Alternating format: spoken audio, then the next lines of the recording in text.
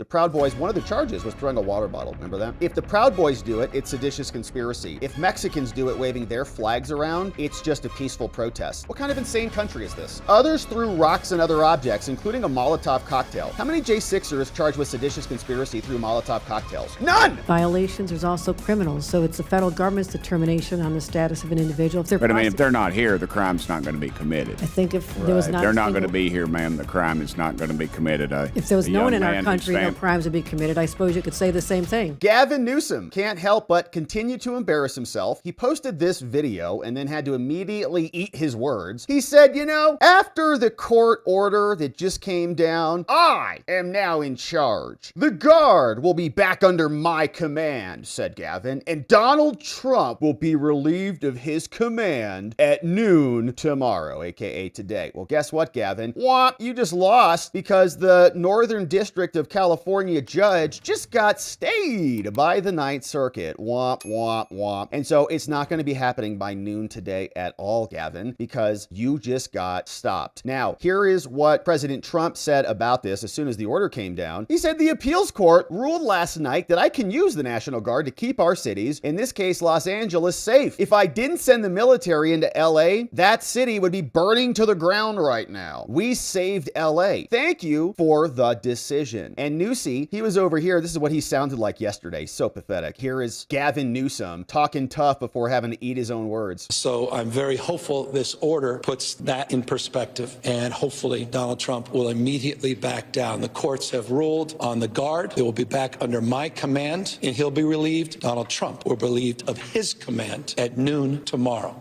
Wrong. Didn't happen. Not gonna happen. He's got a lot more time than noon today, Gavin. Man, what a pathetic person. Why would you come out with so much bravado when you were gonna get reversed immediately? Julie Kelly did a nice summation of this for us, where Julie Kelly posted this. She said, you know, less than 4 hours after holding a hearing, Judge Charles Breyer, 83-year-old Clinton appointee, issues a 36-page opinion. So this judge just goes back out there and he's like, typing the whole thing, got all these citations and everything in it just 4 hours later. And then he says Trump was acting illegally. This was written before the hearing, she says, no doubt, obviously. It is filled with political rhetoric intended to create headlines. And Julie says she's fine with the National Guard leaving LA. Just let them burn themselves to the ground, whatever. Don't need to fight over it all that much, which is, you know, one approach. And of course, she makes a good point that this judge issued this order, right? This full thing in 4 hours. Use ChatGPT for this? Write me an opinion. That's garbage. In 4 hours. Trump responded to this, filed an emergency appeal, and we'll spend more time on that. This is the one that he's taking up to the Ninth Circuit because this is where the ball is right now. We're on the Ninth Circuit yard line now. So here's what the judge said, just to give you a summation and close the loop from the prior show. But the judge issued the order saying Trump cannot use the National Guard. He said, essentially, the court must determine whether Trump followed the Congress procedures, right? It's almost like due process for Gavin, essentially, is what this argument is, saying he did not. Trump did not follow the process in sending the National Guard in to clean up California. Now, his actions were illegal, both exceeding the scope of his authority and violating the 10th Amendment. And so he must therefore return control of the California National Guard back to the governor of California. Oh, gosh. So he's going to give us a big, long explanation. All of this was already written, I would imagine, or he just came in and made some minor adjustments. But he explains California's got a big National Guard. On June 6th, there were a bunch of protests.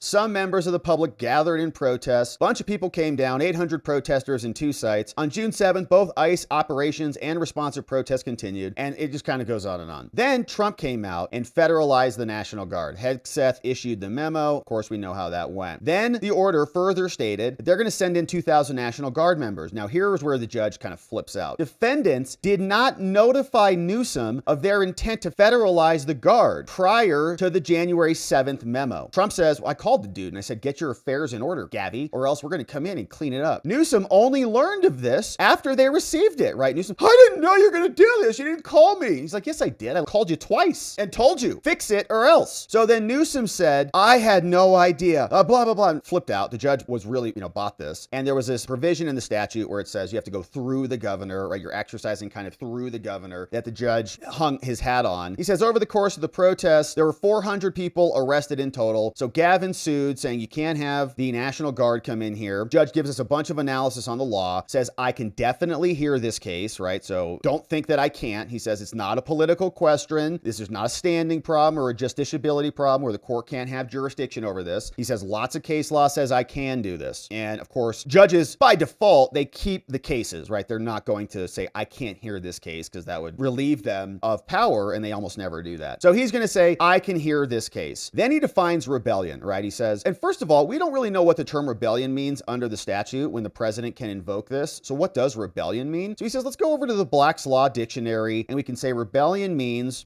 open resistance or opposition to an authority or a tradition. That sounds pretty accurate to me. There's a bunch of people with Mexican flags there in California who are interfering with federal operation of law. How is that not open resistance? Anybody who is protesting and actually physically stopping ICE from doing their jobs, even if they're standing in the ground peacefully, you might call it civil disobedience or whatever, and say it's justified and like Martin Luther King or whatever, and say it's fine, just don't give up your seat and all that stuff. Whatever you want, that's fine. But if you're obstructing a federal enforcement operation, that is now obstruction. That's a crime. So you can call it civil disobedience or whatever, but it's not peaceful and it's not hostile. It's actually trying to slow the operation and the enforcement of the law. And they're waving foreign Mexican flags while they're doing it. And Rosa Parks wasn't somebody who was creating a crime by sitting in her seat, as the story goes. So here you see, they give us this definition, and an open and avowed renunciation of the authority here. One owes allegiance. Open resistance and lawful authority, another definition. Goes through the English language. Goes through rebellion from the cyclopedic definition. Open resistance to or defiance of lawful authority. He's going to go all the way back to 1903. Well, what's a rebellion here? And so first we have to talk about what is a rebellion. And he says the protest in LA, his conclusion, fall far short of rebellion.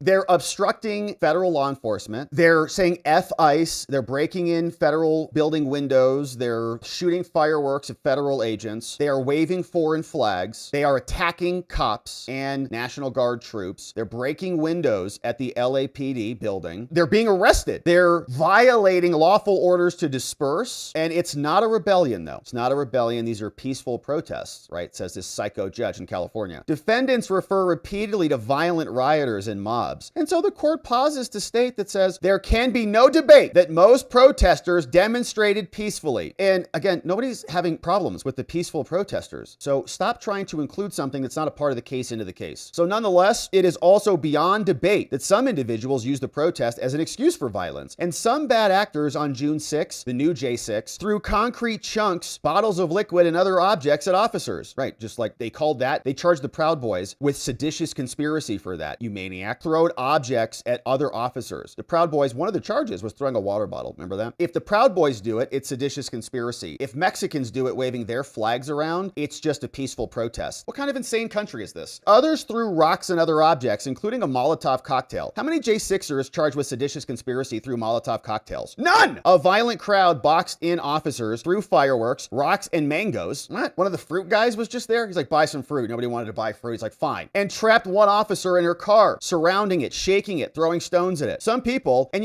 she didn't shoot anybody in the chest and kill them. Some people in the neck. Some people on June 8th set off fireworks towards officers and threw objects at their vehicle. Santa Cruz, someone also fired paintballs. A crowd injured 5 LAPD officers. Now, violence is necessary for a rebellion, says the judge, but it's not sufficient. So even accepting that there were people throwing fireworks, rocks, and mangoes and concrete chairs and all bottles of liquids and they armed in the 1903 sense, the court is aware of no evidence in the record of any actual firearms, which is hilarious because that's what we said for January 6th. And there is little evidence of whether the violent protesters' actions were even open or avowed. They're waving Mexican flags! Judge, can you see? Some presumably engaged violently with officers at close quarters in the daylight, while many others threw items under the cover of darkness, protected by a crowd, identities concealed. Just change the party. Don't make it Mexican illegals and just make it a January 6er. You think this judge would write anything like this for a citizen of the United States who is protesting a rigged election, as is their right to go into federal government property and make that argument, you could say, as a form of protest? Certainly, the quote, peaceful, he underlines it, were organized to some degree in that people generally knew where to go to participate in the protest because they're doing organized flash mobs to obstruct the ICE agents. But there is no evidence of organized violence. They have chat groups, brother. They've got entire websites, all right? Nor is there evidence that any of the violent protesters were attempting to overthrow the government as a whole. Yeah. The evidence is overwhelming that the protesters gathered for a single issue, which are the raids. And they're allowed to do that. And again, by protesting the operation of a raid, you're obstructing a federal enforcement operation. While Trump have pointed to several instances of violence, they've not identified a violent, armed, organized, open, avowed uprising against the government as a whole. Yes, we have, by the way. The judge is being dishonest here because he just defined what rebellion is. Okay, open resistance to lawful authority. He just defined it right there. Like, I didn't write that, he did. Black's Law Dictionary, first edition, 1891. It's right there. Okay, said it again. Look at this one, 1901. Open resistance to or defiance of lawful authority. Then, like, that's the definition from two encyclopedias. That's it. Trump can meet that standard. The judge doesn't get to come in here and then, unpack that and dissect that. The judge is adding in other words, new checkboxes to the definition. Open resistance to or defiance of lawful authority, but ...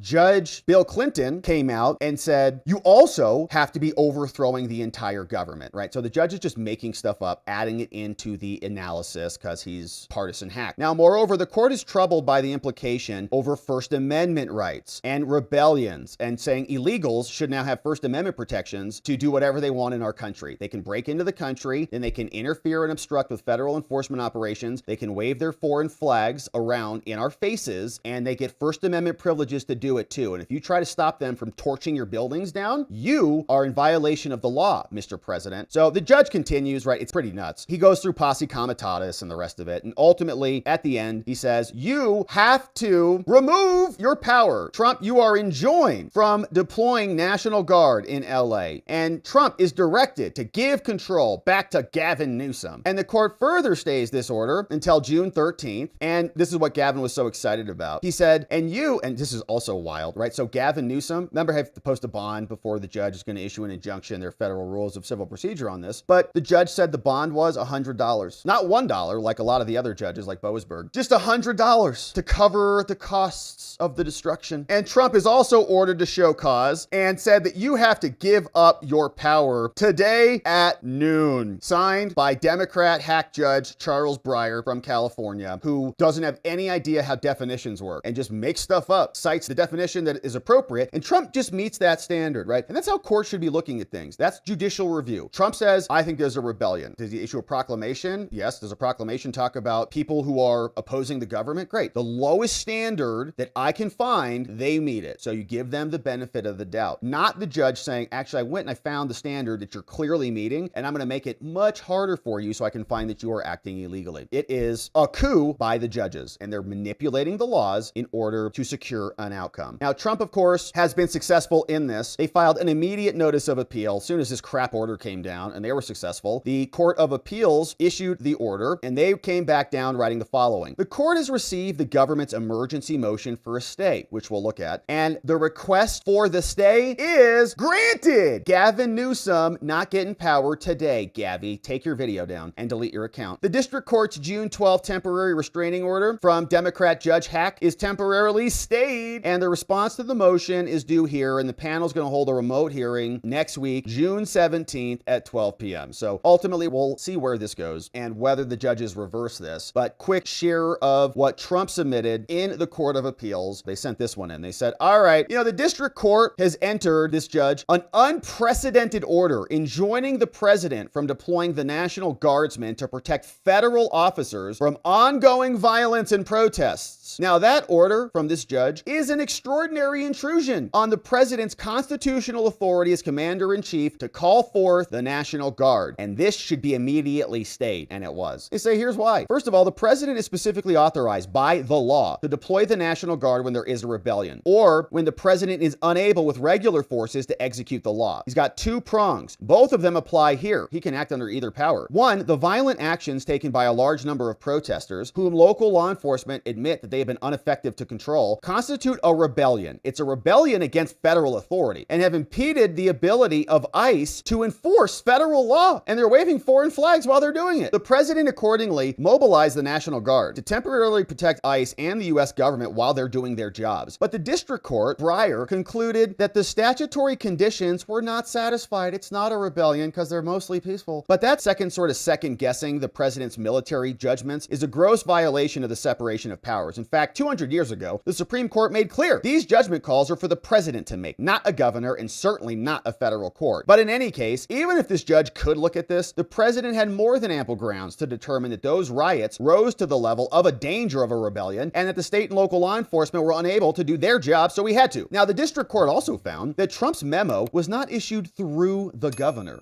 within the meaning of the law. But that was also mistaken. In fact, the president's memo directed the Secretary of Defense to effectuate the nationalization of the Guard and transfer authority over to where it needs to go. Nothing in the statute requires the governor's office, Gavin, to consent to any of this. This is a legal theory that would have empowered the governor of Arkansas to block Eisenhower from deploying the National Guard to desegregate over there with the racist Democrat governor in Arkansas. In any event, any failure to issue an order through the governor, who indisputably already had notice about this, he had no legal authority to block this, would be an improper injunction against us. The lower level judge's order, the Democrat judge, improperly impinges on our supervisional powers of the military, countermands a military directive, and literally puts federal officers and others in harm's way. The balancing of the harms mean we should win, and so we're asking for a stay. Obviously, they got it. They give us some background on the National Guard and the U.S. Constitution, and some more factual background as we're familiar with. 5 p.m., people started to gather. Protesters threw bottles, concrete chunks, and other objects. Officers were pinned down in a defensive position. In federal buildings, they used large rolling commercial dumpsters as battering rams to break in. Officers feared for their safety, but they didn't shoot anybody in the neck and then get paraded around by the media like heroes. ICE and Homeland Security investigation officers responded to support Federal Protective Service officers under siege and attempted to use non-lethal force to disperse the crowd. Meanwhile, protesters turned extremely violent. News reports show them use chairs, dumpsters, and other weapons. In fact, the LAPD declared an unlawful assembly, ordered protesters to disperse, but they started attacking the cops instead.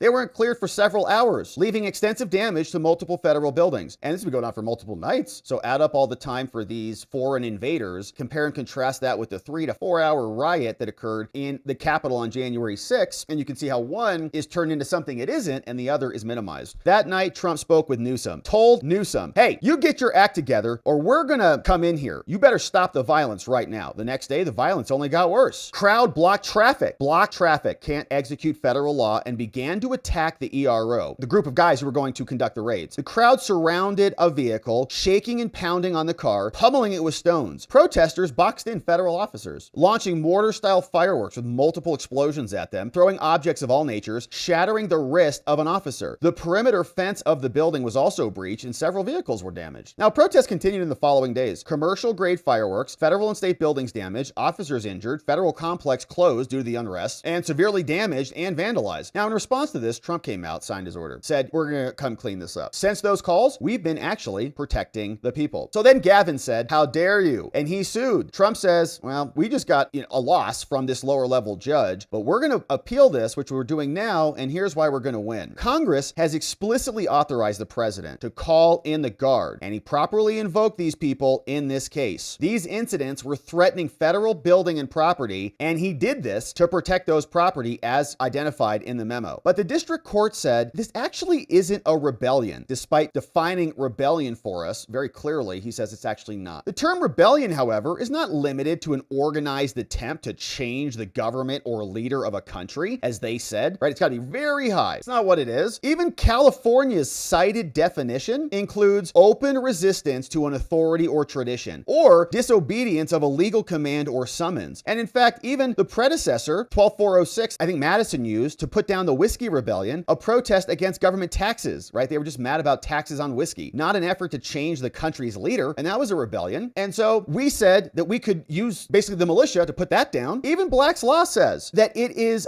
disobedience of legal command. That is exactly what's happening here. Protest and acts of violence are a form of rebellion against the authority when they directly inhibit the execution of its laws. Now, the basis for the conclusions about this violence cannot reasonably be questioned. Their own declarant from Newsom even says that they've engaged in dangerous behavior. They're throwing Molotov cocktails, burning vehicles, looting gas stations, vandalizing property. We even have multiple exhibits of it. Massive crowds throwing projectiles at police vehicles driving by through their windshields. This is clear evidence on the face that you cannot control this with regular forces. In fact, it even took the LAPD 55 minutes to come here and respond. So the district court was wrong. They were incorrect, saying that the law was not followed. Physical injuries were occurring against cops, and decisions related to the deployment of militia militias are entrusted to political branches. They're not entrusted to federal judges. And the idea that we had to go through Gavin is a misread of the law. The president and the Secretary of Defense satisfied the procedural requirements. Okay, Gavin got all the due process he needed here. The president spoke with Newsom about the situation in LA. The next day, signed a memo federalizing the guardsmen. Okay, talked to him and did it. The Secretary of Defense then issued a memo, state cabinet level in California. And so the memorandum even bore the label through the governor of California. Now, contrary to the conclusion, we literally transmitted the order through the official who issues the order, and that's exactly what we were required to do. Nothing in the statute says that Gavin Newsom needed to mobilize them himself. There's a fundamental difference between being issued by somebody and being issued through somebody. The latter structure aligns with the purpose of this procedural requirement, and here they're incorrect to suggest that the president needed to get Governor Newsom's permission. That would be ridiculous. We saw that with other prior invocations of this type of power. It is similarly well established when the president lawfully federalizes the National Guard, the Posse Comitatus Act doesn't apply because there's an exception to that for federal functions. The other stay strongly favors the government, by the way. Other factors. Here, if you require us to remove these people, federal employees are going to be exposed to violence. National Guard members have been under attack. Mobs pounded, shook, violently pummeled a bunch of people with stones, and Guard members were under attack even that evening. The government also suffers irreparable harm when our federal immigration officers are prevented from doing their jobs because they're being harassed by mobs of protesters in flash mobs. On the other side of the ledger, Newsom has not established any irreparable harm, and we have a strong overriding interest in eliminating civil unrest. Now, even if some form of relief is warranted, it should have been more tailored, and it's not. And so this is all extremely flawed. At minimum, the injunction should be stayed so that the National Guard can protect federal agencies at minimum and enforce immigration laws, which are federal rights. Signed here by Anna O. Mohan. What's up, Anna? Saying you should issue an immediate stay. And of course, she was successful in that attempt. So a big victory temporarily for the president, and Gavin Newsom, embarrassed, says Trump is going to be relieved of duty at noon. No, he's not. Now we've got even more time. And this was a fun clip of Gavin. He's so pathetic that he just keeps regurgitating the same lines over and over. We were calling him, Hollywood actor yesterday. And essentially what he is. This was assembled by Maze. Amazing on X says, hey, Gavin, might be time for a new catchphrase there. This one is played out. And also, you might want to seek some professional projection help for your problems. Here is what this montage sounds like. A lot of Gavin, but just illustrates a point. A rising tide of oppression taking root in state houses, weaknesses masquerading as strength, small men. He's just weakness masquerading as strength. He is weakness masquerading as strength. Weakness masquerading as strength. What I saw tonight was Donald Trump, weakness masquerading as strength. He's weakness masquerading as strength. He's a broken person. He's weakness masquerading as strength. He's a broken person. They're just weakness masquerading as strength. They're cosplaying. That's just weakness. Weakness masquerading as strength. Totally pathetic. Says the same thing over and over again. I know many of us have crutch statements that we say, but Gavin just is reciting the same copy and paste that the rest of the Democrats are usually regurgitating out of their mouths. Now, what's happening still in LA after the judge is issuing an order saying the National Guard needs to go, BG on the scene was over there, and he's showing us what it looks like outside federal buildings. This reposted by Andy No says LA, an unlawful assembly has been declared as insurrectionists gathered outside a federal building in hopes of attacking it on the 7th day of the riot. It's been going on for a week. Meanwhile, a liberal federal judge just said, get the National Guard out of here so all these illegal Mexicans with their Mexican flags out here can come out, and their Guatemalan flags also come out and continue to protest and interfere with federal operations, which is in full swing with the stated goal of deport, deport, deport.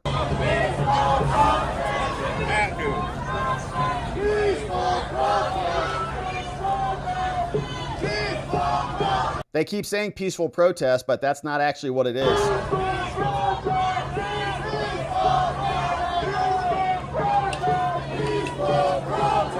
Okay, so just to be clear for this moron judge called Charles, this judge said, right, that it's not a rebellion because they're not trying to overthrow the government. That was in his opinion. Here's a video literally of this dude waving a Mexican flag saying the Trump fascist regime must go now. So literally they're obstructing and impeding the operation of federal law by preventing them from using their building, which is where they're going to operate their operations. He's outside obstructing, waving a foreign flag saying Trump must go. It's all the elements of a rebellion right there. It's clear. This happened the same day that the judge wrote his stupid opinion.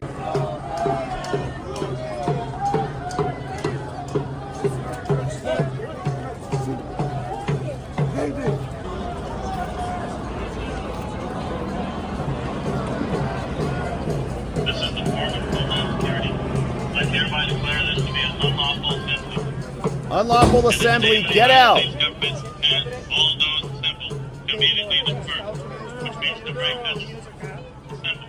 And that's what's happening. The judge said that federalization of the National Guard and any support of federal property or buildings against these maniac foreign invaders with foreign flags is inappropriate. The Court of Appeals stayed it for the time being, but this is just happening in one sanctuary city location. There are other sanctuary cities, like in New York, that are also embedding and enabling the same type of behavior. We'll see if the protests occur there when the raids there start in full. But this is Tim Burchett lacing into Kathy Hochul. Kathy, do you understand the difference between legal and illegal? Or illegal aliens are unlawfully present in the United States. They should not be in here in the first place to commit crimes. Don't you agree with that? It depends on the circumstances of coming over. I mean, there's civil violations, there's also criminals. So it's the federal government's determination on the status of an individual. But I mean, if they're not here, the crime's not going to be committed. I think if there was not they're not going to be here, ma'am, the crime is not going to be committed. If there was no one in our country, no crimes would be committed. I suppose you could say the same thing. A young man in my district whose family is very close to me lost their son to an illegal alien, and I can guarantee you if that illegal alien, if we'd followed the laws of the land and there'd been some enforcement, that young man would be here today. Well, let me ask you this. Why did your state